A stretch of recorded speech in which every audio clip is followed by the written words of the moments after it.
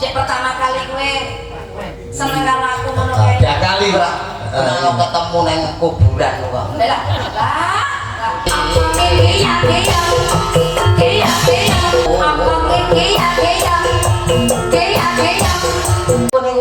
Nah, siji nyuwun lagu kangen ning ati. Nggih. Bawa Mas Uncek diteruske Mbok Endi. Siji. Nggih. Loro napa gandrung. Mboten nih. Lah iya napa gandrung? Mboten. Romanesmu. Nggih. Ayo bener. Maksudnya kangen ning ati dalam Nek sing bawa Mas Uncek. ning gandrung. Bawane apa ditelokno? Ya dingan dan kowe gandrung aku ngono kae apa? Oh gandrung ya ora Cek pertama kali gue seneng karo aku ngono kae. tiap kali ora kalau ketemu nang kuburan kok. Lah. Menika pambutan saking panjenenganipun Bapak Lurah. Oh Pak Lurah. Nggih. Ya ora datur apa wani. Sak saged sak. Apa gandrung? Mboten. Pambutan Pak Lurah. Apa gandrung? Mboten. Wani ngono? Mboten. Apa nih? Ayo. Apa selera murah krasa Katur panjenenganipun Bapak Lurah Jliteng saking Praci. Katur dumateng panjenenganipun Bapak Lurah saking Umbulrejo. Katur dumateng Lurah saking ing Tepung Galengan. Kula niki tepung Karangasem. Semoga suci kapiarsa liwat live streaming menika. Pundi streaming Rencana. Lah, nika pun nika Wis to. Oh ya alhamdulillah. Satenane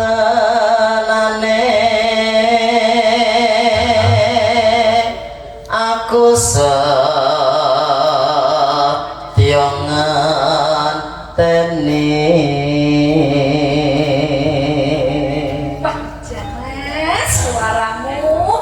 Nek kita nyenyak, mbok tembi kita nyenyak Mas Umpet. Apa aja nek digandrung sen kok terus marep ngidulan nang kono kaya tugu ya apa ya? dereng. Oh urung to. Mungkin niku dereng kok. Berarti nganggo saka sithik. Ya nggih alon-alon, nek langsung aku. Alon-alon dicolongan kok santai wae. Pitu karo nek colongan kae kudu cek-cek. lah ya bras-bras wis Alon-alon. Kuwi lho bras-bras kan dance kesel alon-alon ngono. Ayo. Awas. Suwung jroning uripku Nggih, pamungkutan Bapak Lurah. Bedhaya katur dumateng Ibu Lurah ingkang lenggah wonten ing dalem sinambi midharetaken wonten ing layar tancep menika. Iki lho tak tancepke, iki layare iki tancepe. Sida ngengkeli. nggih Oke. ngene wong tak tres nane teko Glemoke ketoke kok ngapusi. Rada medhit ya ya. rasa kangen Tampet mesti. tak empat jroning kalbu Ugi ngatur dumateng sedaya masyarakat ing Beduya saha tokoh-tokohipun saking panjenenganipun Bapak Lurah nyuwun pangapunten nggih kula meranata kadang kala rada kenceng. Menika sampun dipun serat. Nggih, lumayan Pak Lurah kok rada kenceng nyuwun pangapunten. Karena buat terus nggih nyatenan. Ya muga bisa dadi tombo guyung lewat kangen ning atiku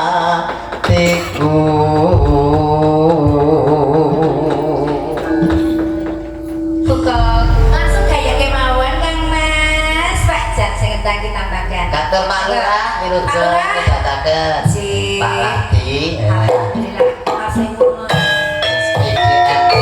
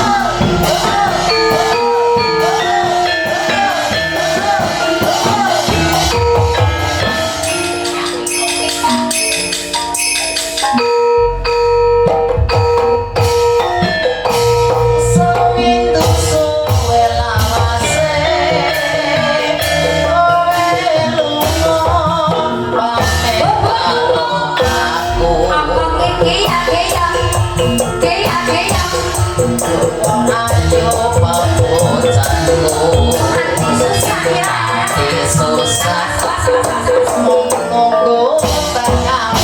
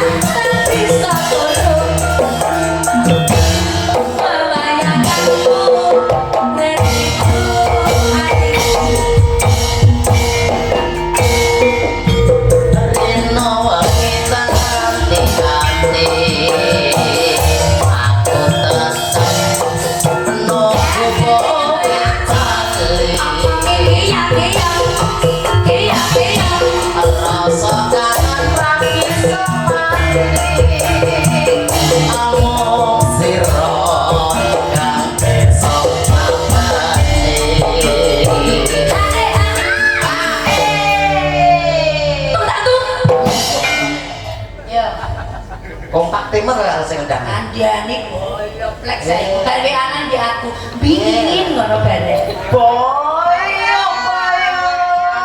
Cemburu kowe? Ora. Lah kok kaya. Ya apa-apa.